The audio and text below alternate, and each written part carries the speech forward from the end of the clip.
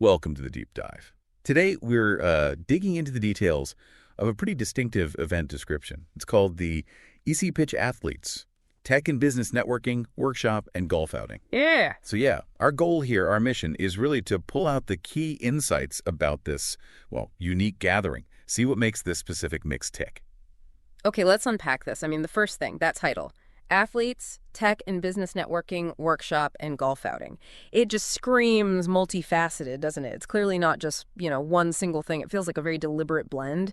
What's the first piece that grabs your attention there? Well, what's fascinating, I think, is how the source immediately gives us the practical stuff. It grounds this interesting concept. We know when, Thursday, August 7th, and the where. That's pretty significant, too. It's at the legendary Rose Bowl Brookside golf course. Ah, the Rose Bowl. Okay.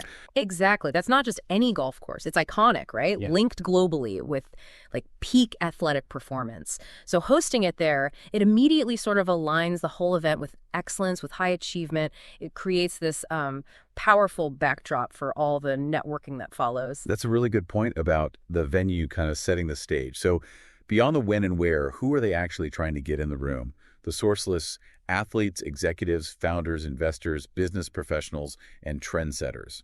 That's quite a mix. And it mentions it's by EsiPitch athletes plus tech plus business. Right. And if we connect that to the bigger picture, that by EsiPitch part, it makes it clear EsiPitch isn't just, a random name. It's a platform. And its core purpose, which the source spells out, is connecting serious-minded current and former athletes with this really high-level group. It mentions celebrities, executives, business leaders, entrepreneurs, investors, philanthropists, and more. Wow, okay. So quite a curated crowd. Exactly. It feels less like just throwing people together and more like intentionally building an ecosystem, designed to mix networks and maybe break down some of those usual silos between industries. And the reason for bringing all these, influential people together, the source says it's to assist attendees in creating partnerships, collaboration, and empowerment opportunities. Those three words, partnerships, collaboration, empowerment, they really seem like the core benefits they're shooting for. What is it about an event structured this way that might make it especially good at, fostering those specific outcomes? Well, I think it's that very blend. You mentioned sport, business, philanthropy, but also the structure. You've got different kinds of activities. There's the golf outing. That's from 8:30 a.m. to 2 p.m. That provides a really informal setting, doesn't it? Yeah, people relax more on a golf course, maybe. Exactly. Guardrails come down. You can build rapport maybe more authentically than sitting across a conference table.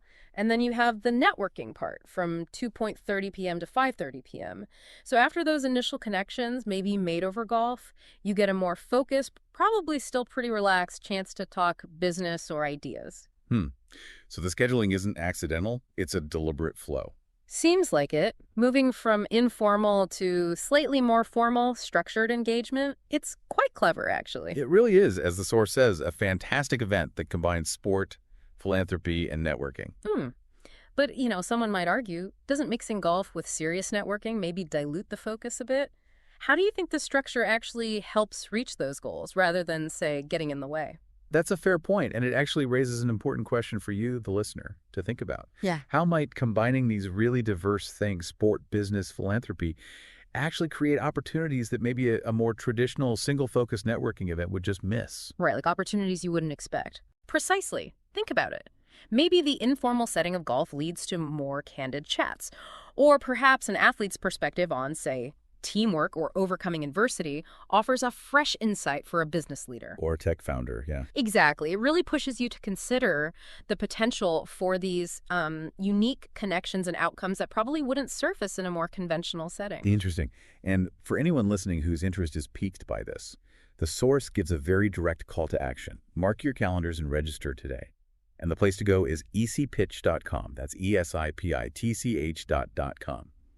So as we wrap up this deep dive, it's worth considering just how much strategic thinking can go into designing an event like this. It's clearly not just about renting a space, but about architecting an environment, for specific kinds of cross-sector interactions.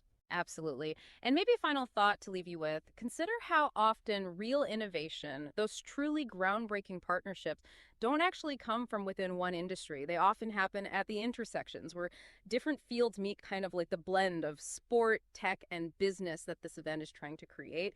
What kind of unexpected, maybe even game-changing collaborations might just spark when these different worlds are intentionally brought together like this?